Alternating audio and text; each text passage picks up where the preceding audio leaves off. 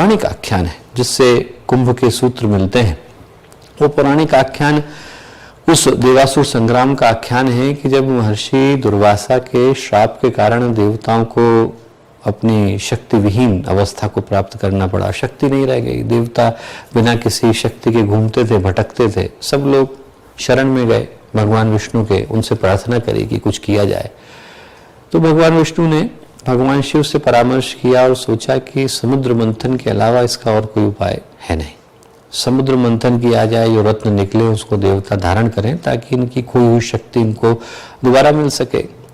तो मंदार पर्वत को लिया गया, वासुकी नाग को लिया गया, एक तरफ मथनी बनाई गई, नाग को मथनी की तरह से इस्तेमाल किया गया और एक तरफ देवता एक तरफ असुर, सबकी सम्मिलित शक्ति से समुद्र के मंथन का काम चला।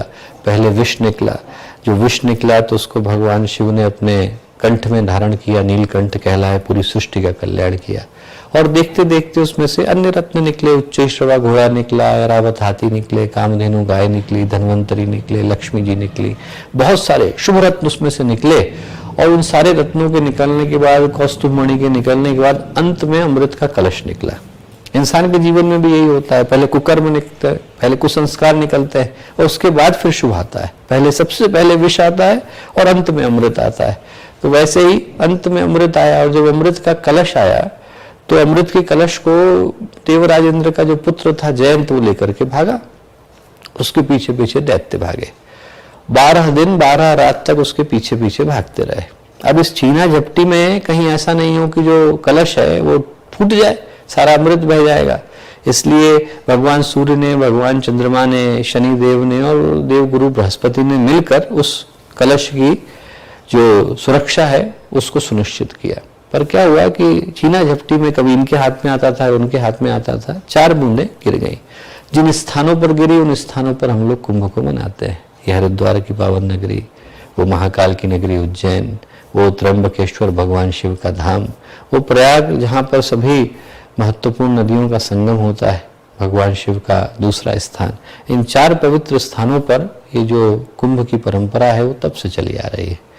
चूंकि लड़ाई 12 दिन तक चली थी और देवताओं का एक दिन धरती के 1 वर्ष के बराबर होता है, इसलिए 12 दिन के एवज में 12 वर्ष का ये क्रम रखा गया। 8 जो कुंभ है वो तो ऊपर ही हो जाते हैं देवताओं के यहाँ, वहां हम लोगों को भी जाने की अनुमति है नहीं। पर जो बाकी के 4 कुंभ हैं वो यहाँ इस धरती पर होते हैं और जिन जगहों पर होते हैं उनमें से हरिद्वार की जो पावन नगरी है इसको दोनों ही तरह का सौभाग्य है। एक तो उस पवित्र नगरी के रूप में सौभाग्य प्राप्त है कि कुंभ की स्थापना यहाँ हुई, यहाँ पर अमृत का कलश छलका।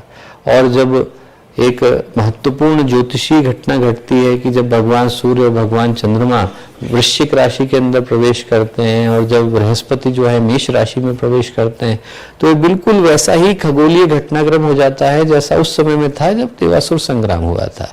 और उस समय में ये जो धरती है उच्चतर लोगों के साथ जुड़ जाती है, एकदम अलाइन हो जाती है और वहां से जो अमृतमयी वर्षा होती है वो यहाँ आकर हरिद्वार के गंगा जल को अमृत तुल्य बना देती है, औषधीय बना देती है और उसके अंदर वही चेतना प्रवाहित कर देती है जो उन लोकों में प्रवाहित हो रही है। इसलिए हरिद्वार का मूल्य महत्व बढ़ जाता है, पर साथ ही साथ इसलिए भी बढ़ जाता है क्योंकि इसी हरिद्वार की धरती पर महर्षि भगीरथ ने भगवान शिव की जटाओं में गंगा को धारण करते हुए उनको भूमंडल पर अवतरण के लिए विवश किया था। राजा सगर की कहानी याद होगी आपको। महर्षि कपिल का श्राप लगा, उनके 60,000 के करीब पुत्र जो थे वो दग्ध हो गए। दग्ध हो गए तो राजा सगर को बड़ा संताप हुआ। 30,000 वर्ष तक उनकी आत्मा भटकती रही। उनने अपने पुत्र से कहा कि तुम प्रयत्न करो, असमंजस नहीं कर पाए। उनके पुत्र अंशुमन ने भी प्रयत्न किया, वो भी नहीं कर पाए। समाधान एक ही था कि गंगा जो है धरती पर आए।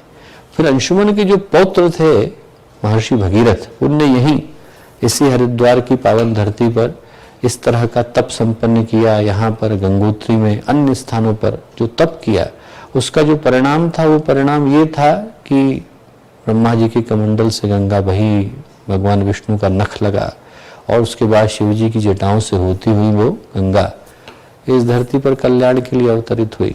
हरिद्वार को ये सौभाग्य है, हरिद्वार को ये सौभाग्य प्राप्त है कि यहाँ पर उसी गंगा माँ की गोद भी है, यहाँ पर उन्हीं देवात्मा हिमालय की छाया भी है। तपस्वियों की भूमि रही, ऋषियों की ये भूमि रही, एक से एक बढ़कर के चक्रवर्ती सम्राटों की भूमि रही और एक से एक बढ़कर के विद्वानों की भूमि रही। तो हरिद्वार की इस भूमि पर ये दोनों ही सुयोग आकर के मिल जाते हैं।